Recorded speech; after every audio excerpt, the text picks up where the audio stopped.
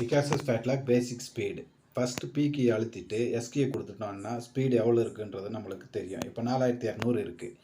இப்போ ஏ கீ அழுத்தும் போது வந்து 1000 இன்க்ரீஸ் ஆகும், பி கீ வந்து 100 இன்க்ரீஸ் ஆகும், சி கீ வந்து 50 இன்க்ரீஸ் ஆகும், டி கீ வந்து ஒவ்வொன்றா இன்க்ரீஸ் ஆகும். நம்மளுக்கு தேவையான அளவுக்கு ஸ்பீடு 3000 இல்லை 4000 எவ்வளோ வச்சுட்டு எஸ்கியை கொடுத்தோன்னா அந்த ஸ்பீடு வந்து நம்மளுக்கு ஸ்டோர் ஆகிடும். இன்னர் ஸ்பீடு நம்ம எஸ்கியை அழுத்தி பிடிச்சிட்டு மெஷினை ஆன் பண்ணணும். 123ன்னு வரும். 123ன்னு வந்தவுடனே வந்து மெஷினில் 2 என்கி இருக்கும். ரைட் சைடுக்கு என்கி அழுத்துனான்னா 122ன்னு வரும். 122ன்னு வந்ததுக்கப்புறமா திரும்ப எஸ்கியை கொடுத்துட்டான்னா ஸ்பீடு எவ்வளோ இருக்குன்றது காட்டும். இது வந்து இன்னர் ஸ்பீடுங்க, மெஷினுக்குள்ளார இருக்கிற ஸ்பீடு. அதாவது 9500 வரையும் வரும். நம்ம வந்து இதை 1000 இன்க்ரீஸ் பண்ணிவிட்டு போகலாம். நம்மளுக்கு இதில் எவ்வளோ வேணுமோ அவ்வளோ ஸ்பீடை வச்சுக்கலாம்.